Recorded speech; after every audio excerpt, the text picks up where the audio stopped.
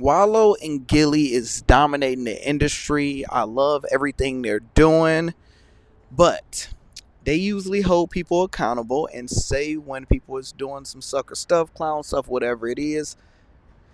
I got to do the same thing. I have to hold them accountable. I rock with absolutely both of them. But basically what happened was they had Terence Crawford on their platform, right?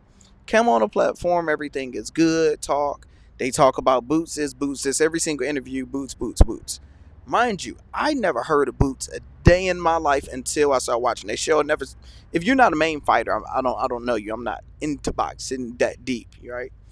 So after the interview and after the fight with him and Errol Spence, look what happened. And this was right after.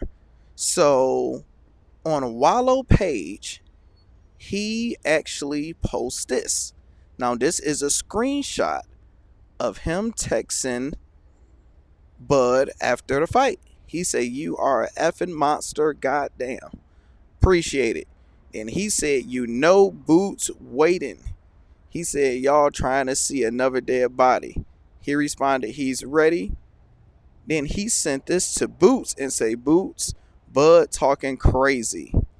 He said that's because he got plans on moving up to 54. He's acting for y'all. He's a walking victim. Stay at 47 so we can get active. Now, Terence Crawford commented on that and said, and I believe everything's sealed. I don't know if he took it down yet. He said, "That's some weak ass stuff, Wallow. I don't do stuff like that, and I stand on everything I do or say. But for you to text me with that fake stuff, then post for attention, definitely not G. That's clown stuff at its finest." They finally addressed it because I wanted to know, did Wallow, he never said anything about it. He never responded to it. And I can't lie. That is clown stuff. What thing is, number one, you don't have a relationship with him like that. You don't. Y'all brought him on. And for you to post that man message, and I'm going to break it down a lot more, but I'm looking to see if he actually still have that available on his Instagram. But in the meantime, while I look for that, I'm about to play you with him. And if y'all see me dodging, it's a wasp nest over here. So I'm fighting for my life, trying to give you guys content because my Wi-Fi is out due to tornadoes. So I'm going to play this, mute myself, and we're going to look for other stuff so I won't get a copyright. But we're going to react to this and come back. Somebody tell you something wrong. And right now, what's the name? Shout out to Terrence. You still my brother from another mother. I know you upset with me, but I just got to tell you something. One thing about this boxing thing, boxing is about marketing and promotion. Yes. The dudes is bigger, they get the most money. If Yes. niggas running around with a lot of belts, they're not getting no money. They not getting no money because they ain't got the right marketing on them. Right. So, They ain't got the right market. So T. So when I put something out there that got $1 million worth of marketing, it's to make the sport bigger. We love boxing. We love the brothers. Derek, all the trainers from all the camps, they know that's what we do. Top rank, premier. Everybody know what $1 million worth of game do. We market boxing. Boxing is a sport that was gone. UFC came, motherfuckers forgot about boxing. Now boxing is popping. You know what I mean? You got brothers like him talking that shit, getting them good clips all over, wearing that shit, being that shit, and it's making boxing better.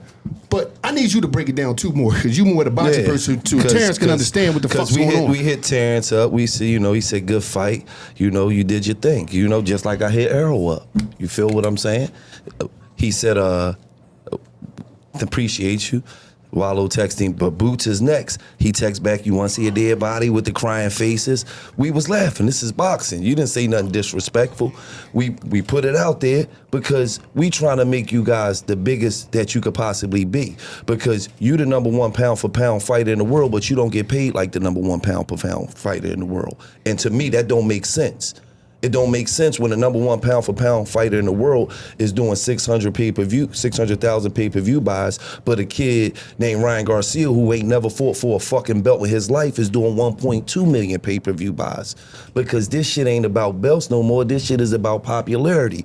Who know you? How many people following you? Who in tune with you? So when we do shit, we just trying to put light on y'all so y'all can make the most money that you can possibly fucking make in boxing, because this ain't no play-for-play sport. Y'all go in there and grown-ass men try to knock you the fuck out. So I think if you are ranked up here, you should be getting paid like you fucking ranked up here. So that's why we do what we do. We got a lot of love for you, T. We got a lot of love for Boots. We got a lot of love for Charlo, Errol Spence, and the rest of the boxers. That's why we extend our platform. And that's why we show love to all of the boxers. So that little tweet that you put out there, we gonna let that go because we don't get in our feelings. We leave that for the women and the fucking kids, man. And we love you, bro, but I'm gonna say this too, and I'm gonna leave it with this. Nobody outside of the promoters really promote boxing. We one of the biggest fucking platforms in the universe, especially coming from the black culture. We interviewed every fucking boxer. We make sure that when the fight coming up, you know that all the training that they come here and get the promotion, we gonna post you up everywhere because we want y'all to go crazy to get that fucking money so we can bring that beat back. That's what it's about. Right. So if motherfuckers say something, ain't nobody saying that personal. This shit, me and him, we laugh and joke all day. Right. We not getting in the fucking ring. Right. When I see him, I'm like, damn, I might get around in. But that's me. All right, so that's basically, they went on a little bit more. That's basically the gist of it. Just off of that information right now, let me know in the comments, do you believe that was a sucker move? Yes, no, and explain why. This is my thing and my perspective of it, since I'm an active watcher and listener to their show. He 100% did that to try to promote Boots and get Boots more money and to give him an opportunity to fight a bigger fighter.